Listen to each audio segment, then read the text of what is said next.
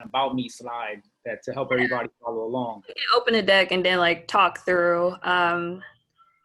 I'm Asia. This is my partner, Jose, and we're going to be talking you guys through the business behind sports media. Some of you may have joined under the premise that we would be sports anchors, but that's the fun part about this camp is that sports media runs in so many different directions. So today we're going to talk through what that looks like and how we essentially drive revenue through social media. Absolutely. So, and to Shay's point, today is going to be very conversational as much as possible. Obviously, the way the virtual camp is structured is we'll walk you all through the presentation and share a little bit about what we do in the industry. But we're really looking forward to the interaction and having you guys ask questions. We're going to keep it informal. And the goal here for us today is to educate, right? To make sure that you all understand what the sports media landscape looks like. Learn a lot about the different roles and the different entities within it. And then hopefully we can inspire one of you to be interested in working in the sports media space and be able to answer any questions along the way. So to Asia's point, I'm going to pull up that deck now so everyone can follow along.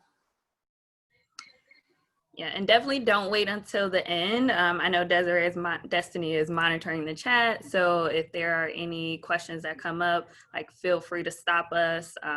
Like Jose said, we're here so you can be inspired, and we want you to understand exactly like what the cool stuff that we get to work on. Awesome. So as Asia mentioned, this is the biz of sports media, and we tagged it as the $1 million tweet. You know, as we all know, Twitter is really popular and a great way to communicate, not only for influencers like athletes and people like yourselves and some of the other people that you may follow across sports or just celebrities, but also for brands and leagues and teams as well. So we're going to dig a little bit into that. But at first, let's start with a little bit about us. I am born and raised in Brooklyn, New York. My family's from Dominican Republic. The college I went to is called Dowling College, which was in Long Island. And I also got my master's degree in Master's in Sports Administration. That's what the MSA stands for at Ohio University.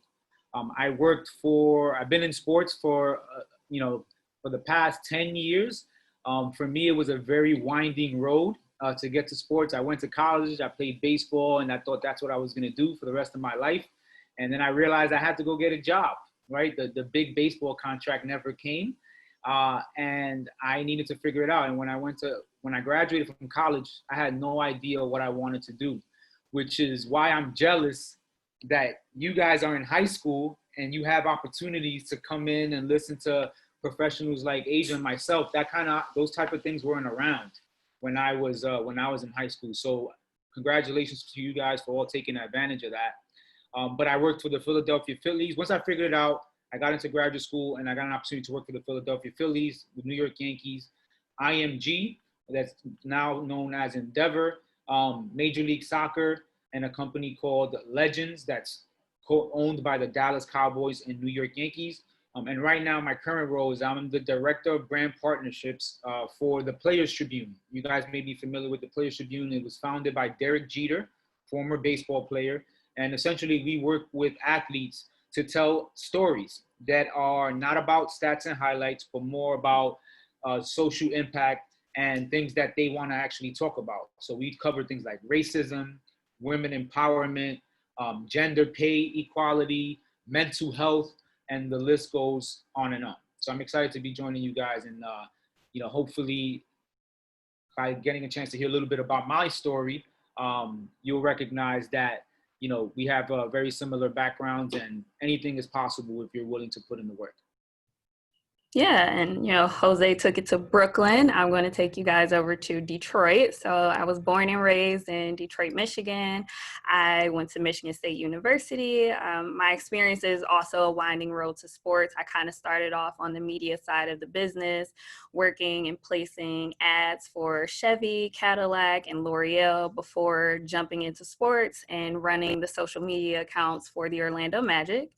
And in my current role, I am the senior manager manager of integrated sales and marketing, and I help integrate different brands like Nike and Adidas and Verizon into essentially NFL content. I work specifically on our social platforms. So if you ever see a tweet or an Instagram post that has a partner attached to it, that's kind of where I spend most of my day. Similar to Jose, like I'm excited to meet with you guys and talk to you and just let you know about what we do. And again, ask 1,000 questions. I know we may not be able to get to all of them, but I definitely want to make sure we spend some time to answer any questions that you guys may have. So let's get started. Well, quick. So we already have a few questions from some of our campers. If you guys, pretty interesting bios. So Alexa asked, how did you get your first interview for sports media and with who? You want to take it, either? I can take it. So I ended my media career with L'Oreal, and after that I knew I wanted to go all in sports. So what I did was I paid for a membership with LinkedIn, and I found the person who posted the job posting, and I went back to my email and tried to figure out what her email was. And I created this little document that explained like who I was and what I would do if I had the opportunity to run their social platform. So I basically did some internet stalking, and I got my resume in front of the hiring manager as well as the little project. And I guess that was what made me stand out, because in the sports industry, they get 1,000 resumes per job. And I was one of the very few people who actually decided to do the work ahead of time and present, like, if I'm offered this job, here's what you can expect. So that's kind of how I got my start in sports. That's awesome. So for me, it was, as I mentioned, I had a winding road. I didn't start in media, frankly, and I didn't start in sports. As I mentioned, when I went to college and I realized I wasn't going to be a Major League Baseball player, I really was trying to make ends meet. After school, I moved back home to live with my parents in Brooklyn and really try to figure it out. And I had a job where I was a door-to-door salesperson at the time. So literally, I was the guy that was knocking on your parents' door and trying to convince them to change their electricity provider because they could save money. Wasn't something I was passionate about, but I had to pay bills, and I had, to learn and really put myself out there. And then luckily, I got a call from a professor that I had in college, and I was one of her favorite students. She's not because of my grades, mostly because of my jokes in class. But I did well with my grades with her as well, and she always liked me, which is why this kind of touches on the importance of relationships that each of you are gonna not only have today, but that you're gonna have the opportunity to create in the future. She called me and said, "Hey, I have an alum that graduated from my program, and she works for the New York Jets. Are you interested in applying for an internship?" And I said, "Absolutely, of course I'm interested." I knew nothing about the business side of sports. All I knew about sports was there's either players on the field, or I'm buying a ticket to go to the game, or I'm watching the game in my house. I didn't really understand the mechanics of what it takes to put all these events together.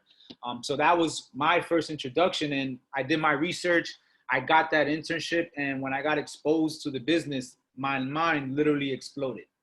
And that's when I really started to do some homework and realize, okay, this is what I want to do, but where? What part of the industry do I want to be in? So I played baseball, as I mentioned. So I started off on the player side first. That's what I did with the Phillies. I oversaw their Latin player development system, meaning working with a lot of the Latin players within the minor leagues to get them to the major leagues. I realized I didn't want to do that, but I still wanted to work in sports. So then I went into the business side. I started working with the New York Yankees in ticket sales. So I was selling tickets to businesses, corporations, and people that had season tickets to go to Yankee games. And then I wanted to go into the sponsorship world, which means I was getting a chance to work with marketers and brands to tell their brand stories through sports. And that was when I got the opportunity at IMG. Then I got another opportunity with Major League Soccer, same thing in Legends. And now I'm at the Players Tribune. I'm on the media side of the business. So this is my first job where I'm actually doing media. And we'll explain what media is and what the difference is between some of the other roles that I've had. But that's my story. Again, it's a winding road. I had to figure it out. It's something I'm very, very proud of because I learned a lot about myself. I learned a lot about the industry. And and I've been able to build some really great relationships along the way. So I think, my story and Asia's story, again, it's just a testament to, if you're willing to put in the work, you can figure it out. All right, and campers, as you can tell, both of them were just very persistent and hardworking in getting those first roles. Now, before you all go into the presentation, we do have one more question specifically directed to Asia. And Abby said that MSU is one of the colleges that she's considering. So what opportunities were presented to you at the school as a freshman? Do it. Go to Michigan State. As a freshman, there are a couple different programs that you can participate in. I joined a mentorship program. There's also different, it was called AASMP. So it was African American Student Mentoring Program, where they partnered you with an upperclassman. So that was one of my first initial programs that I was a part of. But one of the cool things about Michigan State is they had study abroad. So I got to study abroad in the Virgin Islands during Christmas, no less. So I was able to get out of Michigan and actually get a class credit from living in the Virgin Islands. We also had a study away program. So through study away, it has the same concept as study abroad, but you go somewhere within the United States.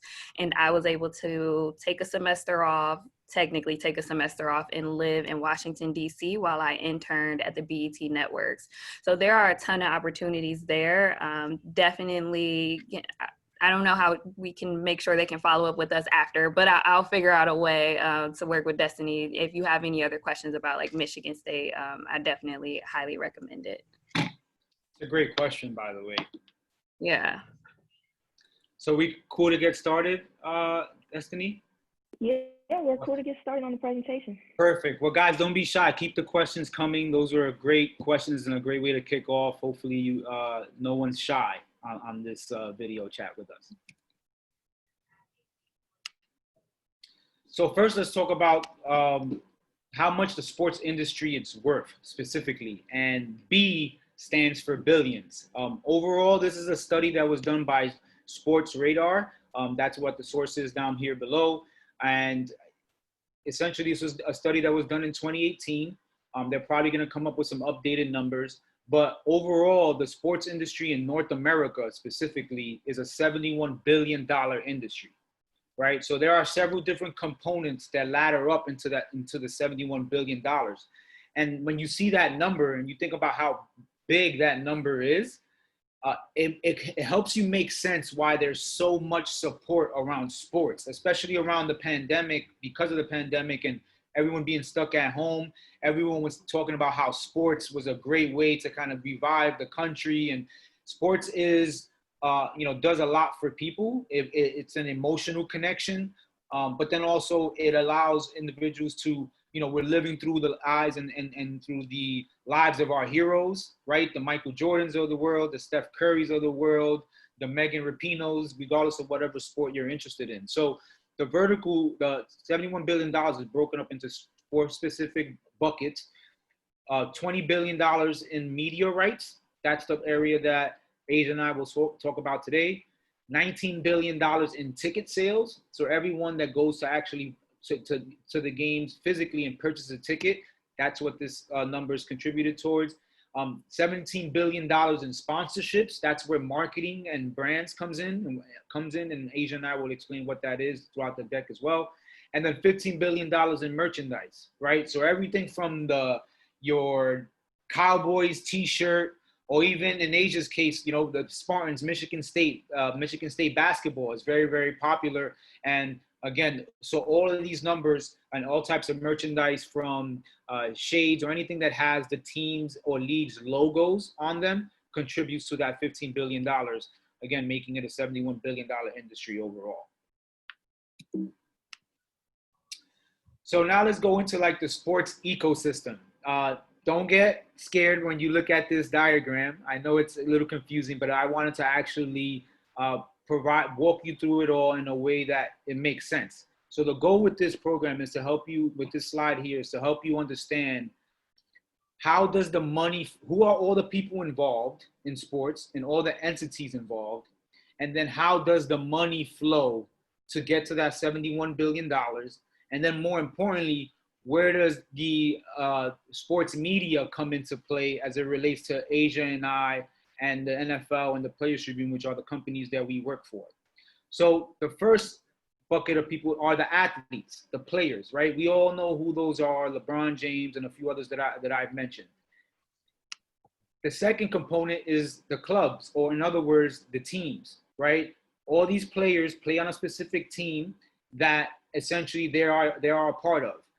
There are some sports that are individual sports, right? They don't play for a team, but maybe in tennis or boxing, they just represent themselves. So as it relates to team sports, they all play for a specific team.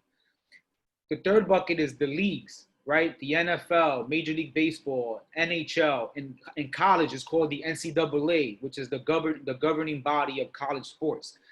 So these are the three main entities as it relates to the competitions that we watch on television, or that you also get a chance to attend if you're buying tickets. The next phase is, how does the money flow to get to that $71 billion? Well, the teams pay the athletes, right? That's one way that's one component of how the money flows. But in order for the teams to one portion of the money that the teams get is from the leagues. And the leagues have different models. You may hear the phrase collective bargaining agreement used sometimes.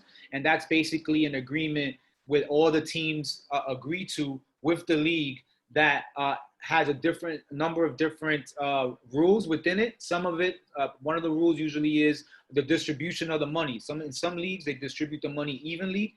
Most leagues, that's how they do it now. But then that's how it flows to the teams and then flows down to the players. The next bucket is media, right? And then where media comes in, right? So when you think about, okay, how are the leagues making money to pay these teams? The leagues are making money through media. So for example, ESPN has paid the NBA a lot of money to be able to exclusively own the games on their particular channel. The word exclusively in this case means that no other network, no other competitor of ESPN can show the same games that they're actually showing on their network. So in order to do that, the media network has to pay the league a pretty large number of money in order to protect and really control those rights. So why does media do that? Because of you all and us, the fans, right? That's really what this is all about. It's about getting the attention and the dollars from the fans. So when you think about fans and you think about yourself, the money is flowing in three different ways. One, the money's flowing to the teams. Again, when you buy your tickets or you're buying your team jerseys or your favorite player's jersey, that's money that's flowing to the actual team. You have a connection to the leagues as well as it relates to, going to the Super Bowl or something that's related for that the league actually controls. The next portion is media, right? ESPN, all these different companies, when your parents, or if, depending on your situation, if you're watching TV and you have cable or satellite or whatever it is, that monthly bill that your parents are paying, there's a portion of that bill that goes to these media networks. So these media networks have a business relationship with Verizon, with Comcast, with Xfinity, depending on where you live and what that network provider is. These media networks have a relationship where, based on the monthly bill that your parents pay, that money is also being distributed to the other channels and networks that are being distributed throughout that time frame. So it's really important that you understand like this ecosystem and how it works, and we're all connected, and that money's flowing in so many different ways before it gets to the players. Now, the other component is in the area that Asia and I are focusing on is brands specifically, right? What brands want to do, and when I say a brand is a company, right? A brand right now, I'm drinking Essential Water. They are a brand of water. I have on a Polo shirt, right? Polo is a brand. And all brands, companies, they do a lot of research to identify, okay, who's my target audience and what is the best way for me to get to them to build that connection where hopefully they will buy my product. Some brands believe that sports is a way to align with their target consumers, right? You're all somebody's target consumer based on where you live, how old you are, your race, what you're interested in. There's a lot of information that companies have access to, and it usually steers the direction of how they're going to market their product. So as I mentioned, the brands that believe in sports, they do what's called sponsorships, where they basically pay an entity to have access to rights that they could use in their marketing. So one of the sponsorship versions is with a team. So if you have a local team in New York, out here, the Yankees are popular, obviously. The Yankees banking partner is Bank of America.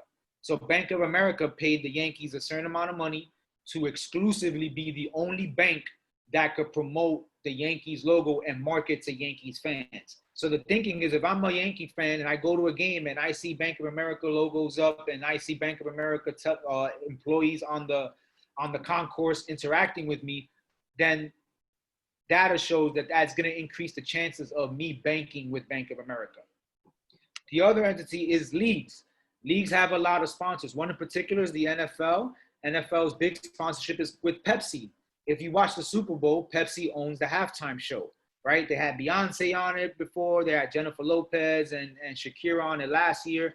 So Pepsi paid the league a certain amount of money to be able to own that specific platform, which was the halftime show, and use it as a way to build a connection with the audience. They chose to do it through music. Another portion is advertising, right? And media advertising. And again, that's the world that Asia and I come into. So what we'll do is we'll hit pause here, but to give you an example of a difference between brands that use sports and sponsor with sports and brands that don't, this slide should be very familiar, right? This person here on the left is known as Flo. If you watch TV, you probably see her all the time, and you probably don't even know what she does or what the company Progressive does, but they built this character that has become really popular. The commercials are really funny, but it's clear that their approach is without sports, right? They've decided that we feel strong that as a brand, we can communicate our message without leveraging sports. In the same category is insurance, auto insurance, home insurance, is State Farm. So you're probably familiar with Chris Paul, and he's in all the State Farm commercials.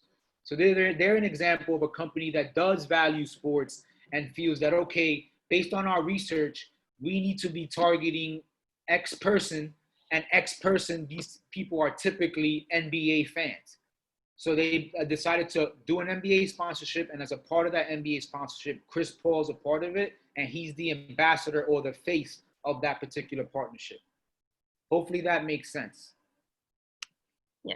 Do we have any questions about the sports ecosystem before we head into the media ecosystem? We do have a few questions. One from Dinesh. Since most of the leagues are postponed or canceled, what types of content are media companies covering to entertain audience, and how have they been doing so for the past couple of months? That is an amazing question. Angel, you want to take the first stab at that one? That's a great question. Yeah, if you've been following the NFL, so we actually had to have our first virtual draft this year. And during that, we also launched a campaign called Stay Home, Stay Strong, which has our players who just send in videos of the things that they're doing, like to keep themselves busy at home. So we're getting a lot into like what players are doing, like what are they eating, or how are they training at home, or even what do they like to do outside of playing football. So we're going into a lot of helmets off content right now, and we're using that opportunity to tell like our players' stories and who they are, like when they're not on the field. Yeah. So just to give you an answer from my portion, you know, a lot of these team sponsorships and league sponsorships are based on live events. So because of social distancing, there are no events, right? So to your point, these brands have paid these teams and leagues a lot of money to be able to leverage those live events to promote their products. So as it relates to those partnerships that Asia's frankly working on a lot of those for the NFL, they're doing what are called make goods, right? Or talking about make goods. What are ways that we can make up for not being able to have games? Hopefully the NFL does play this year, and there's we're still planning on the season. Okay? Right, they're still planning on playing, right? But the NBA NHL and all the other leagues, that's what a lot of the conversations were about. Like, how do we make up for what we can't produce right now? Now, fortunately, the NBA was able to figure it out, and they're going to be playing, I believe, next week is the first game. So you're going to see that those games are going to look very different, and you're going to see brands on the TV that are going to be showing much more visible than when you're watching regular games. And that's a way that these leagues and teams are making up for it. Another way is they leverage what's called publishers, and Asia will go into what publishers means. Like us, the Players Tribune is a publisher. We create and put out content related to sports. So because for us, content isn't dependent on a live event, we can do what we do with or without the actual games taking place. Now, with the games taking place, it gives us a lot more to talk about. But without the games, we can still produce content. So brands sometimes will come to us as a way to help them tell their brand story, because even though there's a pandemic, they still have to do business, right? They still have to sell product. They still have to bring in new customers in order for the business to continue to grow. So that was a great question. Yeah, it was great. So Jose touched on the sports ecosystem, and I'm going to briefly just talk you through what the media ecosystem is. So it's primarily made up of two major players, the platforms and the publishers. So think of your platforms as places where you consume content. So whether it's you're searching for a recipe on Google, or you're consuming content on any of the social platforms. And publishers, like Jose mentioned, those are the people or companies who are actually creating the content. And once you have publishers and content and the platforms combined, that's kind of where we get to that $20 million number in sponsorships that Jose talked about. And Jose, to the next slide. So specifically today, we're going to talk to you guys about publishers and the social media platforms. So that includes influencers, media, and brands. So when you talk about influencers at a high level, you look at the platforms that your influencers are mostly found. And this slide is a little dated because TikTok did not make the cut, but Vine, I don't know if you guys remember Vine, but Vine and YouTube and LinkedIn is where you find a lot of our influencers today. And from a media perspective, any news network or any network that you consume content on is considered a media publisher. And then brands we kind of spoke about earlier. So those are your Starbucks, your Nike, your Adidas of the world. And content can be found in each of these segments for the publishers. Next slide, please. So what is content? And essentially, I'll read this because it's pretty straightforward, but content is something that is to be expressed through some medium as speech, writing, photography, video, or any variety of arts. In this day and age, we are all content creators. Your Instagram page, your Facebook page, whatever you share on Twitter or any TikTok, those are forms of content, right? Those are ways that you are expressing yourself by leveraging social media. And some content is really creative, some content is serious, some content is created to drive emotion, depending on what you're. But I think it's important that you all understand that we're all content creators.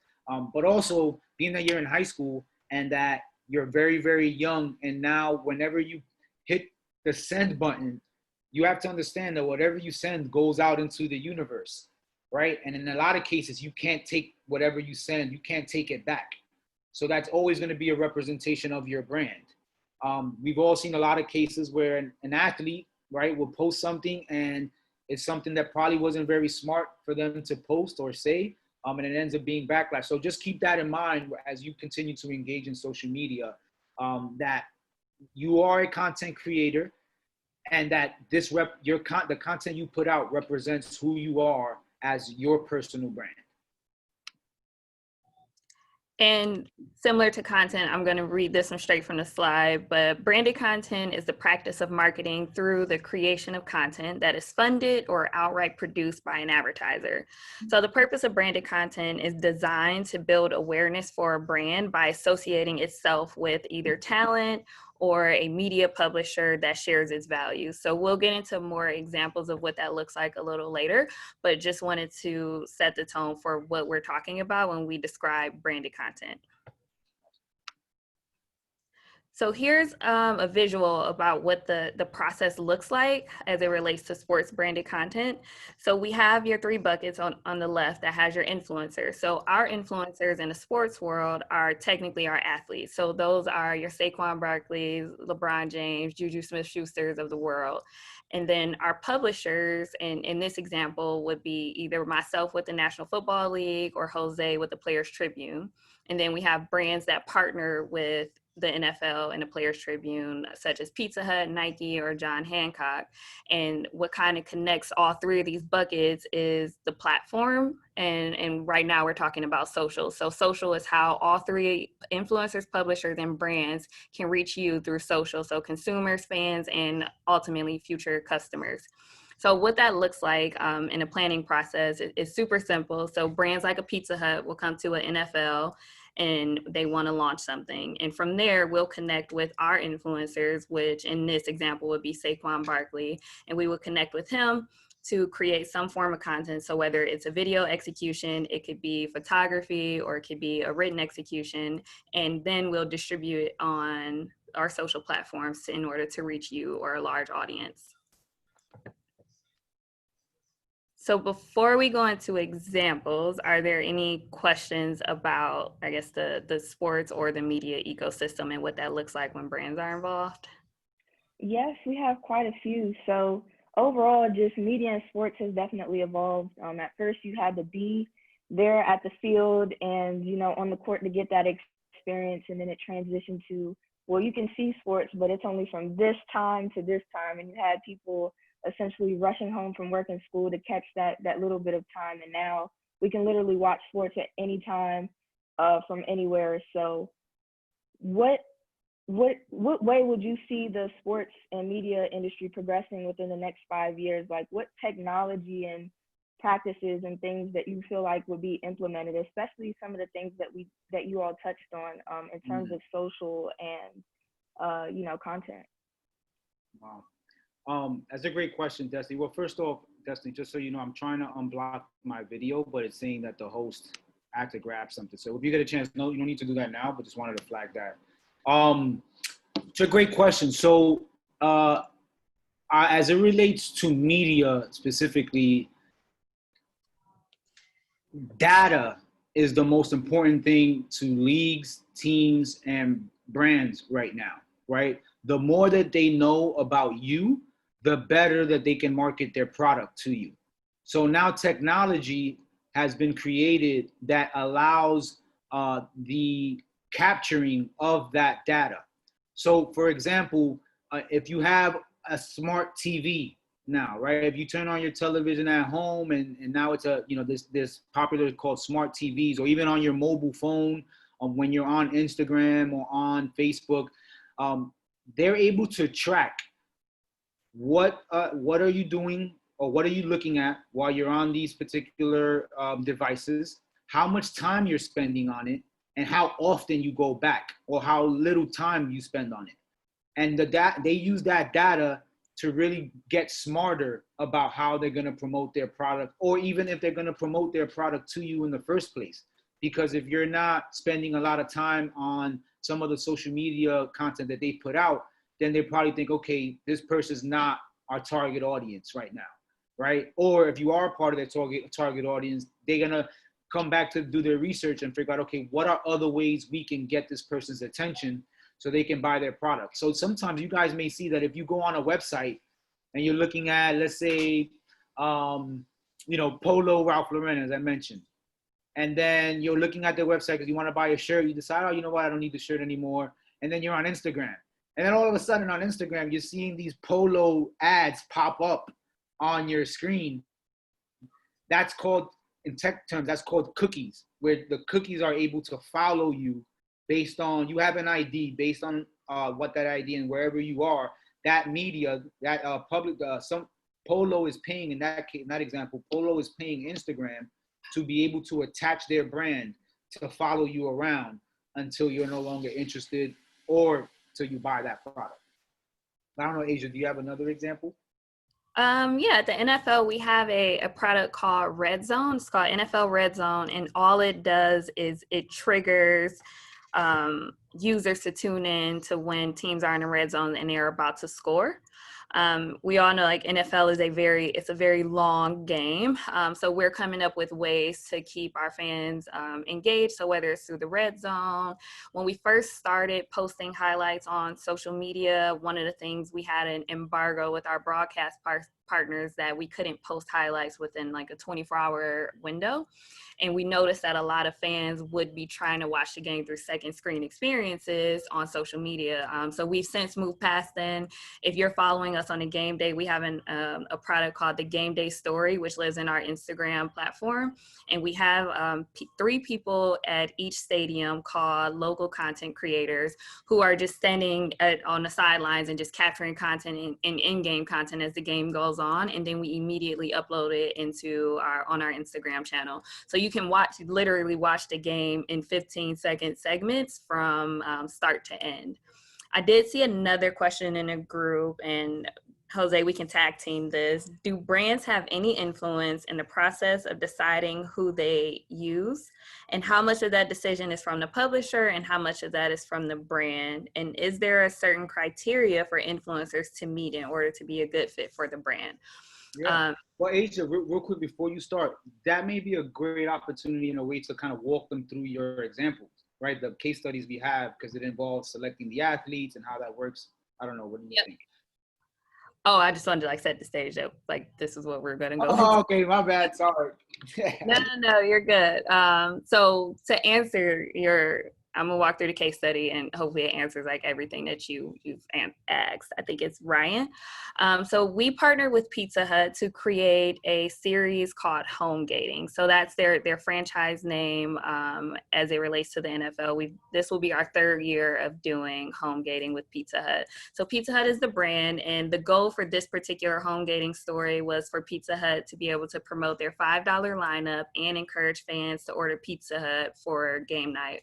So we kind of centered it around Monday Night Football because we also had to make sure that the players were on their bye week. So the influencers that we used here were Juju Smith-Schuster, James Conner, and Ryan Switzer of the Steelers.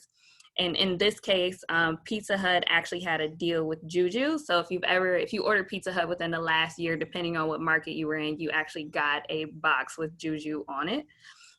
So that they kind of, it depends. So with Pizza Hut has Pizza Hut athletes that they'll bring to us and say, hey, we have contracts with Todd Gurley, Aaron Donald, Juju Smith-Schuster, Tyler Lockett. What can we do with like these 4 talent that we can make it specific to their market or their team? So our media arm within the NFL is called Shield Studios. So they kind of handle the production for us.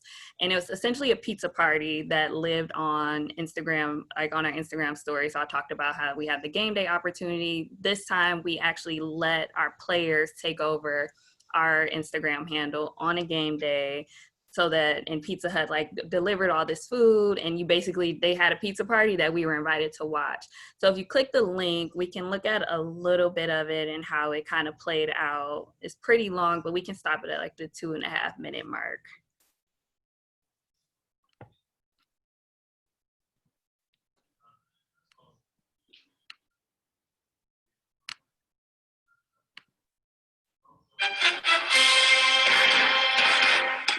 You got pepperoni? Stuffed crust. Can we get a cheese stuffed crust? From the teams who brought you the Tuna Bowl, the Buck Bumble, and a scribbled note that read, I resign the BBC and they want Jay. Good everybody, it's your boy Juju. I'm here with James and Slits, and today we're here for Pizza Hut Home Gating, and it's going to be lit. Ryan was nice enough to host us, and we're going to watch the Monday Night Football tonight, eat some pizza, eat some wings, and vibe with the boys.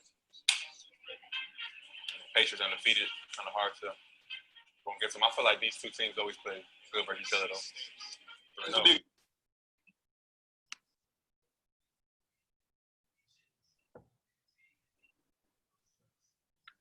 Wait, did we finish the video? Yes, I finished showing it. I stopped showing it. Did you want to show longer?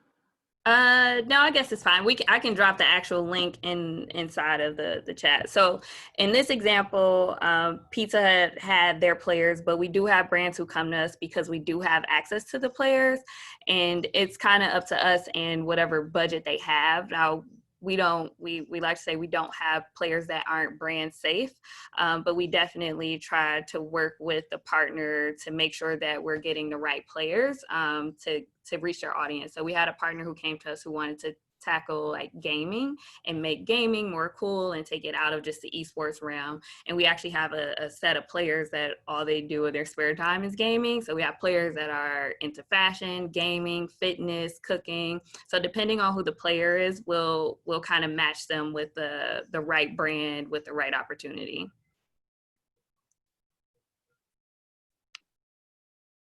That's a great example, Asia. By the way, Asia, were you able to hear the video, the feed when it was playing? You were? Yeah, Definitely. it seemed like it cut off at like the 30-second mark or something, but it's fine. We can drop the link in there for the people who want to watch the full 5 minutes. Okay, no problem. So one example related to the Players Tribune is a program that we did with John Hancock called The Long Game. So just to give you guys a reminder of the Players Tribune, we work with athletes, and what we do with athletes is really provide resources for them to talk about the things that they want to talk about directly to fans. So not necessarily having to go through journalists or news reporters, because a lot of times what ends up happening is athletes will be asked a question by these news reporters. The news reporters will take the information, they would write whatever they want to write, and then they send it out. And then we all hear about these cases where the athlete's saying that something was taken out of context or that wasn't what he meant. So the purpose of the Players Tribune was really to empower the athletes. So they're sharing what they want to talk about directly from them as the source versus going through these other media outlets. So that was the purpose of the business. So then brands have seen the value of working with athletes. As Asia mentioned, for a lot of brands, you can either go directly to a league or a team and do a sponsorship and get access to athletes through the relationship that you have with that league or team. Or in some cases, you could go directly to the athlete, right? And work with a specific athlete and build content with that athlete. Or you can come to a publisher like us that the athletes don't work for us, but because we're a publisher and the type of storytelling we're known for, we can work with athletes to tell those type of stories. So this is a great example for them, right? The goal here for John Hancock was to engage millennials and change the perception of retirement from fearful to aspirational. So John Hancock is a retirement, is a life insurance and retirement financial firm, right? So your parents' 401ks and their retirement funds, John Hancock is a company that offers those products. So their research shows that for our business to grow, we need to talk to people that are younger and millennials, right? Because our consumer base right now is in their 40s and 50s. How do we focus on getting to the people in their 20s and 30s? They thought sports was a better way to do that, and they specifically identified NFL fans as fans that they wanted to focus on. NFL sponsorships, not to throw it out there, Asia, but they're pretty expensive. These brands pay a lot of money, and rightfully so. The NFL is, when the NFL season is going on, you have millions, and I think you average 16 million people watching per game on a Sunday, right? So that's value. So the NFL can charge a lot of money for these brands to access those massive numbers. So not every brand can afford that. So brands still see the value in working with NFL players, but they try to find, okay, what is a more cost-effective way for me to provide my product and promote my service to NFL fans? So they came to us and they essentially wanted us to, there were 6 cities that they were focusing on. And we decided to, rather than go with the big name athletes, even though some of these guys are big names, but this program was done last year and they were rookies, right? So it was done during Philip Lindsay's, Saquon Barkley's rookie year. And the thinking, the marketing and the strategy was, okay, they're rookies coming into the league. Nobody's talking to them about retirement, right? Everyone's talking to them about, okay, what are you going to do in the NFL? What kind of career are you going to have? et cetera, but nothing about what's life after football going to be. So we thought an interesting way to connect with the millennial audience was to get millennial star players in those key markets and have them tell their stories around related to retirement, or how they think about retirement and life after football. So the social media platforms we use here were Instagram, Facebook, and Twitter, along with our platform as well on our website. And this video is going to be a little different from what you saw from Asia. This is a campaign recap. And usually when Asia and myself and our colleagues, when we work on these campaigns for brands and we execute the campaigns, we then have to provide what's called a recap, which is data that showcases how the campaign performed, right? The brand wants to work, okay, did I spend my money well, or was it or did this not work, right? And that helps us with the next opportunity to work with that brand. Or the brand may not be happy with the research or with the data and may decide, okay, the next time we're gonna go somewhere else, or we're gonna do something different.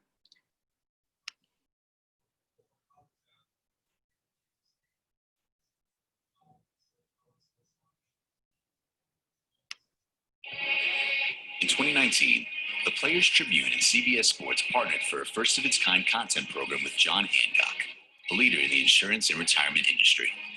Designed to make retirement aspirational versus fearful, The Long Game was born, a 6-part multi-platform content series featuring the NFL's top rookies set out to engage with the millennial audience.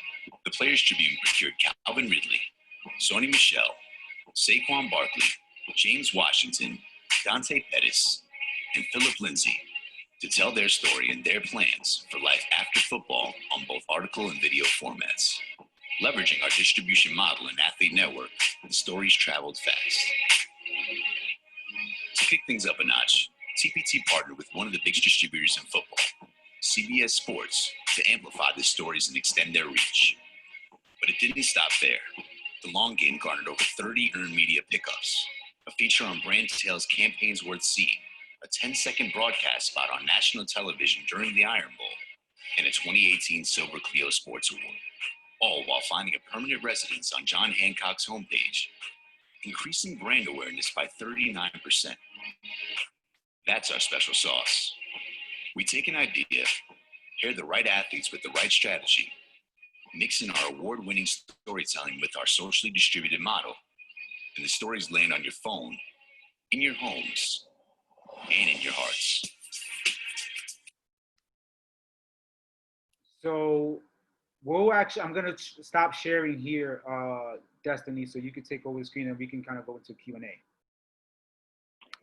All right, so you all certainly explained what you all do very well, and I myself am learning that there are just so many different avenues to marketing. So for a student who's really interested in content and media, what skills should they work on developing? What programs and certifications and things like that can they go after to really excel in this field?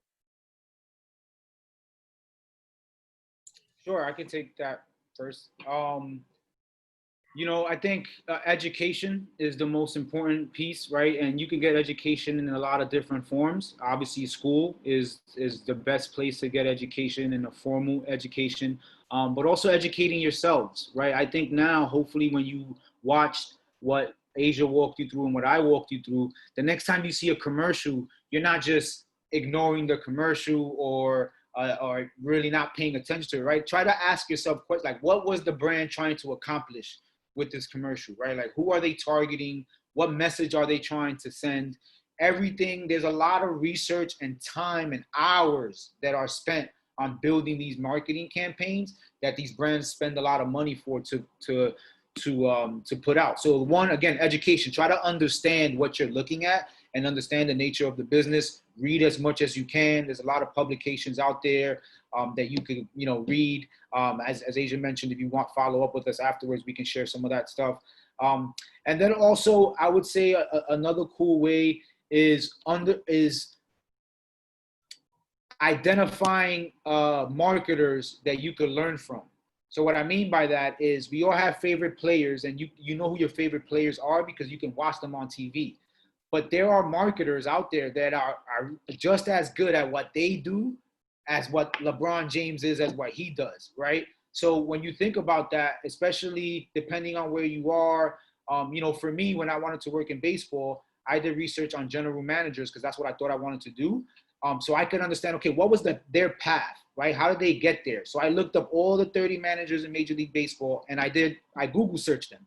And they all have Wikipedia pages, et cetera, and they literally tell you this person went to this school, this person's from this city, this person played, or this person went and got their law degree. So for me, when I was able to consume that information, it really helped me figure out, okay, what's going to be my path, right? And what's the best next step for me to take based on where I am today? So I think those would be two things: education and then researching people that are doing well in that field. Yeah, and especially like in our group, I think you guys have an amazing vantage point because you're the group that marketers are trying to get in touch with now. So if you learn like what works for you, I always have this thing that I say, it's like I'm the focus group of one. You know, like if I think it's cool, then it's probably cool. Like I kind of hang my hat on that. So it's like, what do you like right now? Like TikTok has taken off, especially like during quarantine. Like a lot of these social platforms, they start with a younger audience, and then we're the late adopters. So like TikTok was more like it was more like a teen thing, right? And now we're having conversations about TikTok, about how they grow their brand and how they get more adults with purchasing power in on it. So I think you guys are in a unique position where we're trying to reach you, right? So you know you better than we know you guys. So I think just starting to pay attention to those trends that now that you're in high school and you'll be in college and so on and so forth. Perfect. And so Jose, your role is in brand partnerships. Asia, you're in integrated marketing for the NFL. So what would a typical day for you look like? If a student were to shadow you, what exactly would they see you do on a day-to-day basis? Run around like crazy. Especially right now, my team, we can manage up to 200 different campaigns depending on the time, because we have so many corporate partners and media partners that advertise or sponsor with the NFL. So on any given day, I could be on a call with Twitter, I can be on a call with Nike, and then I can get on a call with a client who is actually a player and it's his agency, and we're trying to figure out how to integrate him into content. So on any given day, I'm either talking to internal people, a client, an athlete, or a brand. So it's more about time management. I'm really big on timelines and calendars because we get asked so much from different groups. It's like, what do you need from me and when do you need it? So then I can plan out my day and know like what I need to pay attention to, what takes priority today versus tomorrow, or what can wait until next week. Yeah, it's great. Quick question, Destiny. Is there a hard stop at 3:00? I'm just asking because I see a few questions coming in, and I just want to make sure we can address those if we get time. Yeah, it's gonna cut off at 3. Okay, so I'll move quick on mine, and then we can go to the questions. So I'm on the sales side of it. So what Asia had described in her role, she's a part of, and really probably the most important part of the process, executing the partnership that was creating with the brand. But there was a salesperson that had to go out and create that relationship with the marketing team at the brand, understand what that brand is trying to accomplish, and then position the company that they work for, in her case, the NFL, as, hey, this is why the NFL can help you solve all of those objectives that you listed out. And these are some ideas on how we can do it, right? So I'm essentially that guy that's identifying, okay, who's the CMO of Pizza Hut in her case, and what is Pizza Hut doing in the marketplace? How do I get to them? I have to be creative on how to get to them. If you can imagine, every sports team and league has a sales team. So they're getting calls and emails from everybody under the sun that wants to sell them something. I like to say I'm not a salesperson, I'm an educator, right? And what I mean by educating, meaning if I can understand what that brand is trying to accomplish with their business, then it gives me the information that I need to educate them on how my company can help them solve those things. We're not a fit for everyone. A lot of people have a negative connotation when it comes to sales, because you think of sales and you're like, I don't want people to hang up the phone on me. I don't want people closing the door on me.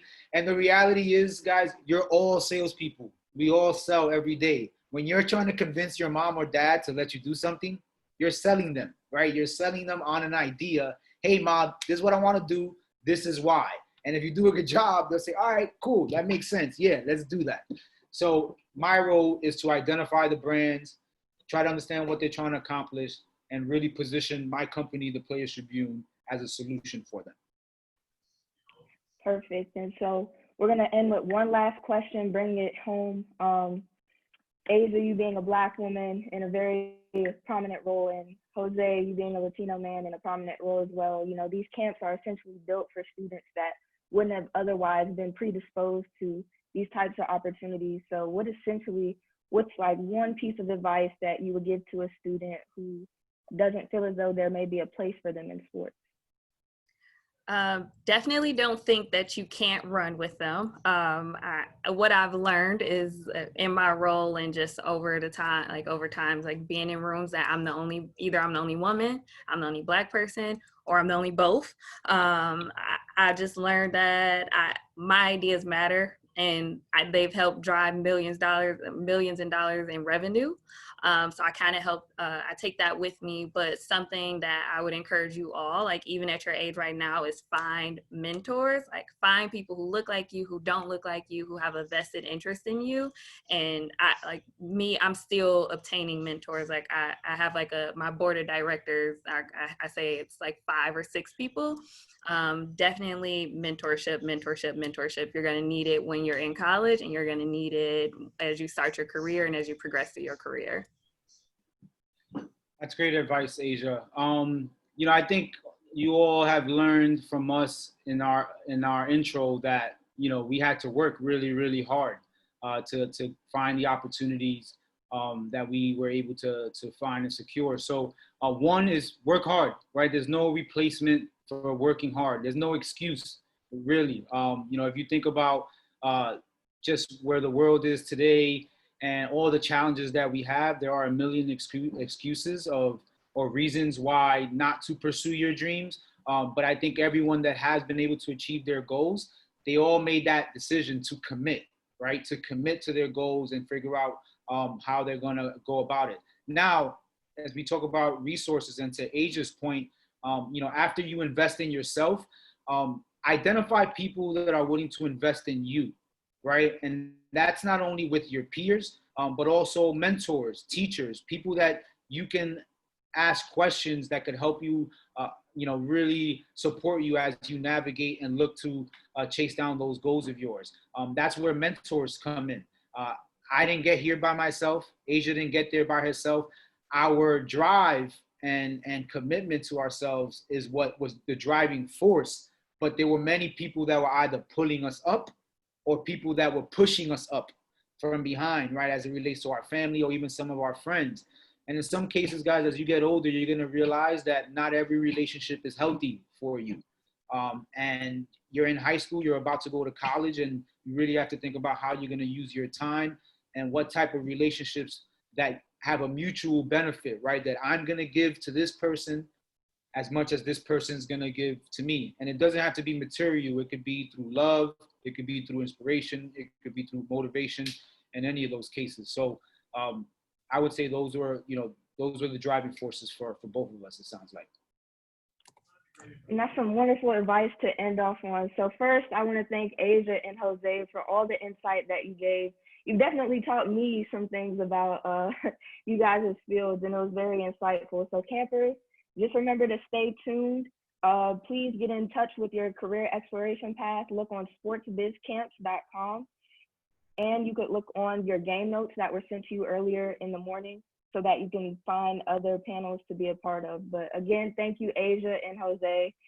And students, we'll be back with some more content. So thank you, guys. Bye everybody. Thank you, guys.